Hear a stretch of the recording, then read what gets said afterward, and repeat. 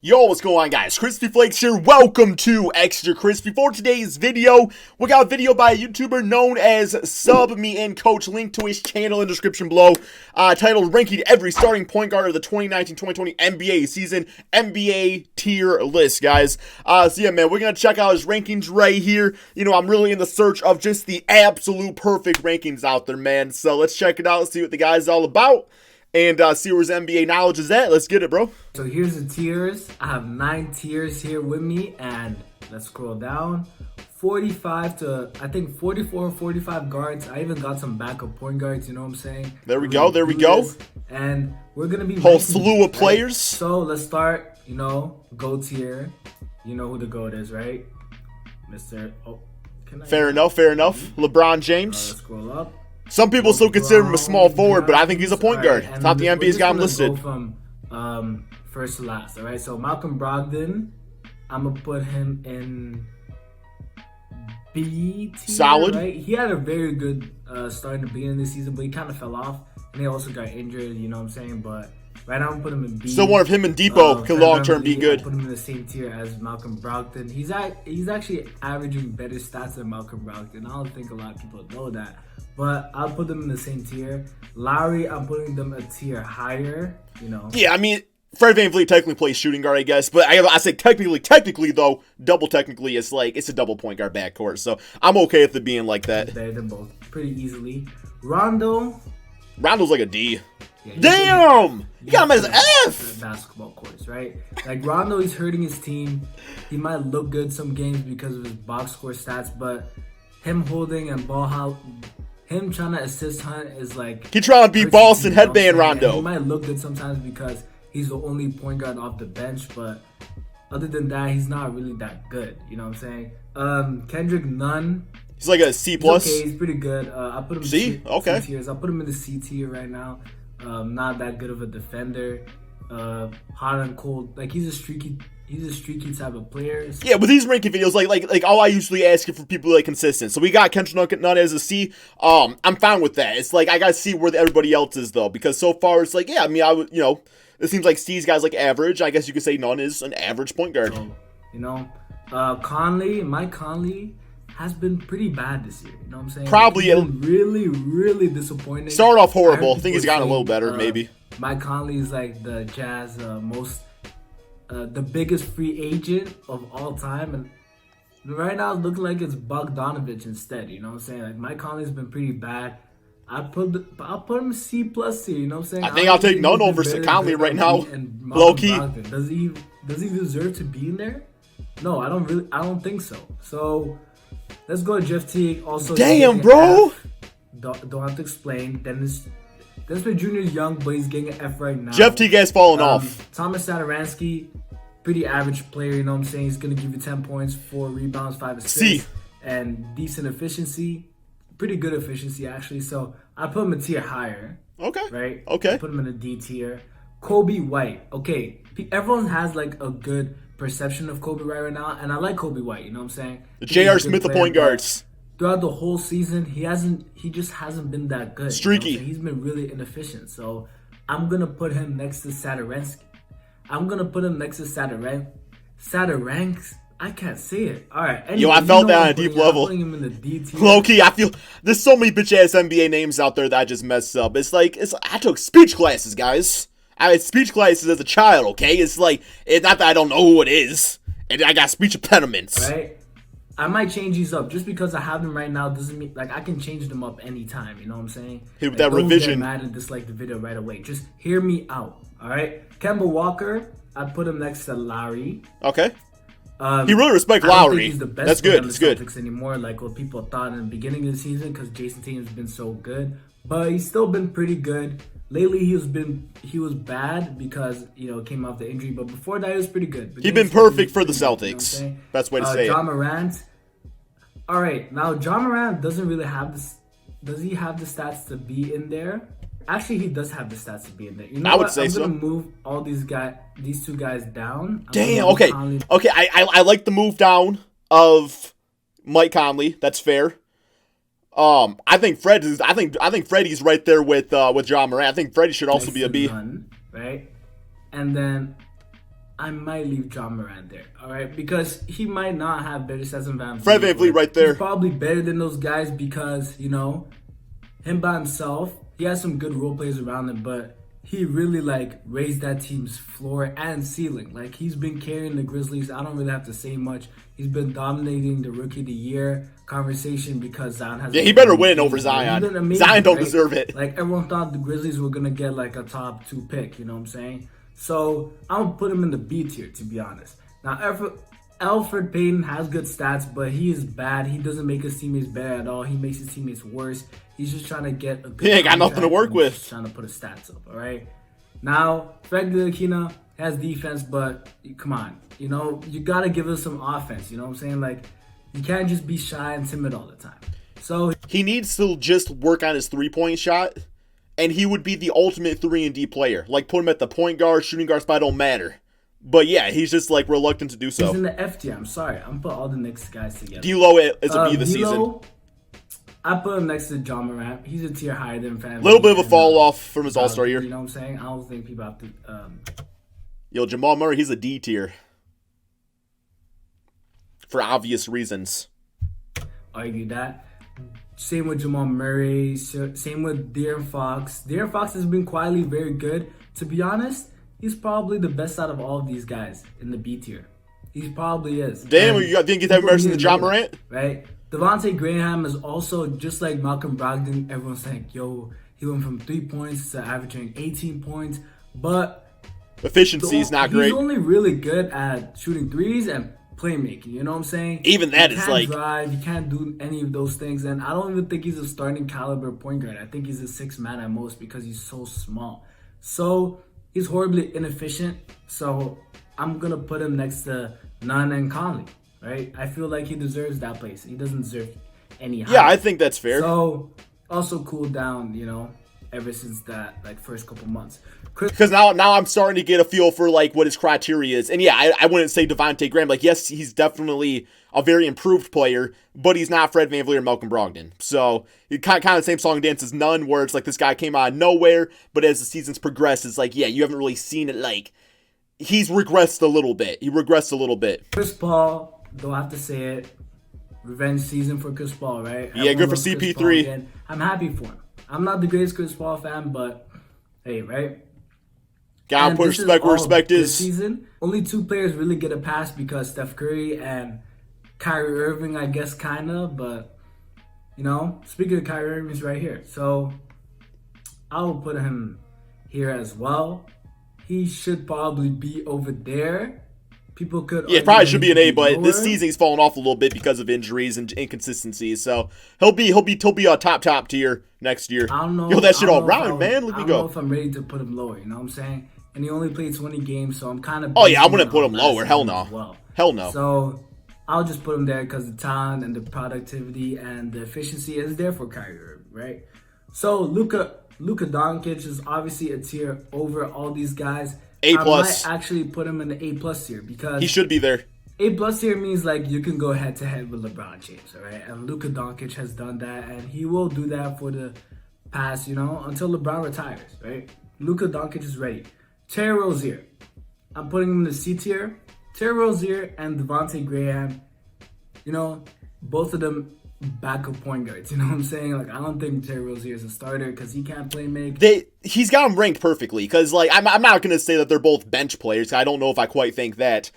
But they are in that realm of point guards where it's like, yeah, they're not the worst point guards in the NBA, but they're not going to be able to be like number 1, number 2, number 3 option. You're going to win a championship. So, yeah, they're like around like that 15th, 16th, 17th area. So, but he's decently efficient.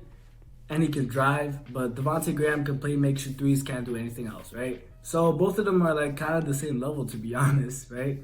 Spencer Dinwiddie. B. Now, he's got to be a B. I was gonna put him here. Nope, he's a B. But then I saw his stats, and I'm gonna put him in the B tier. You know what I'm saying? He's been very good, and he carried the Nets. One of the greatest backup point guards of all time.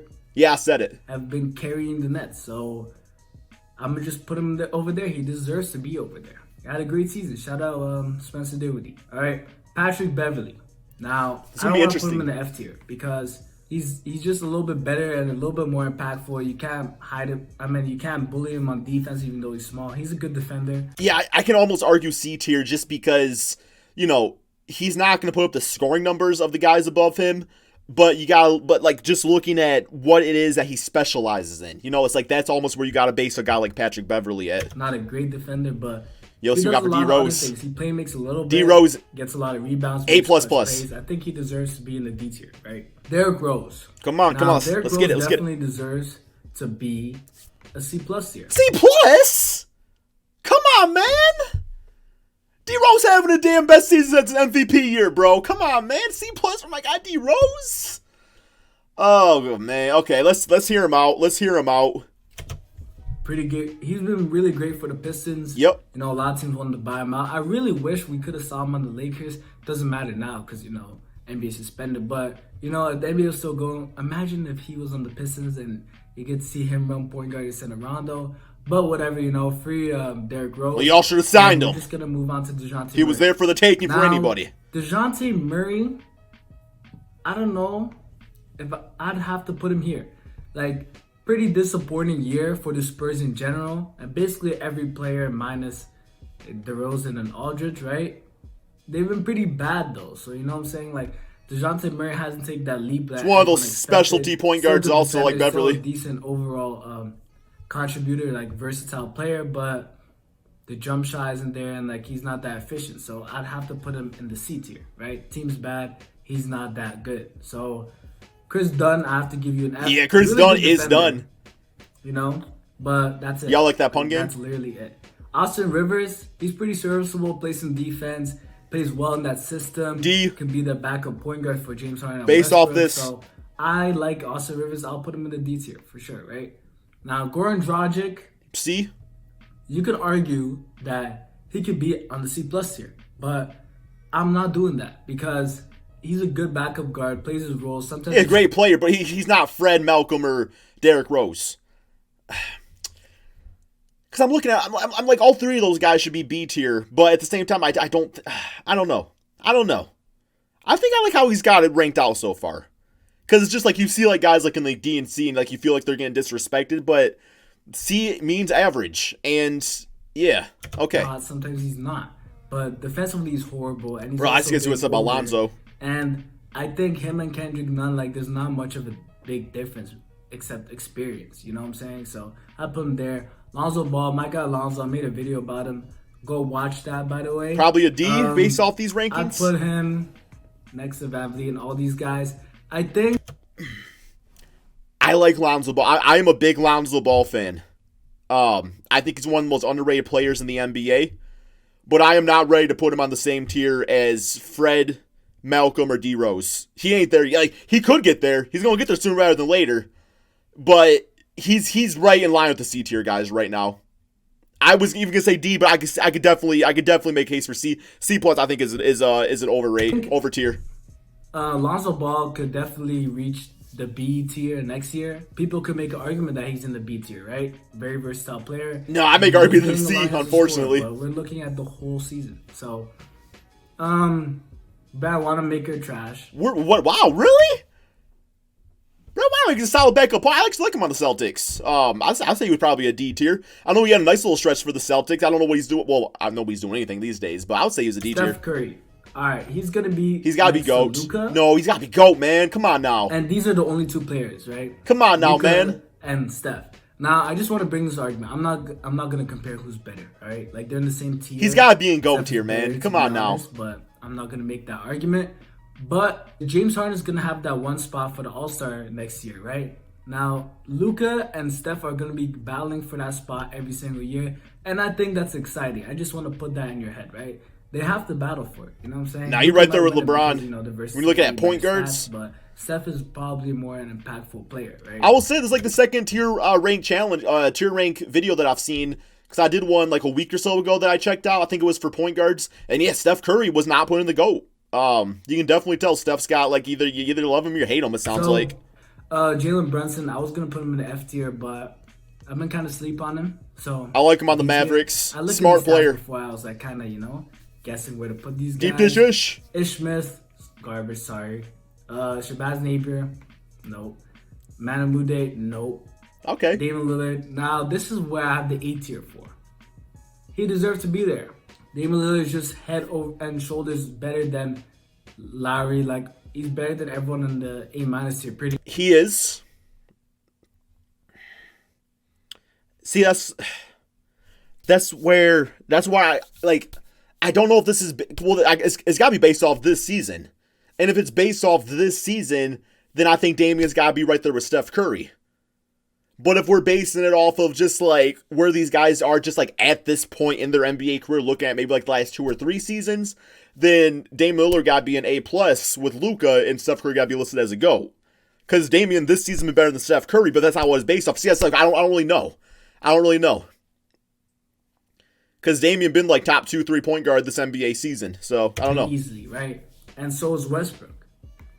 Now, is Ben Simmons in the A- tier or in the A tier? Ben Simmons is such a weird player because some Probably people think he deserves to be in like, A-. the B tier.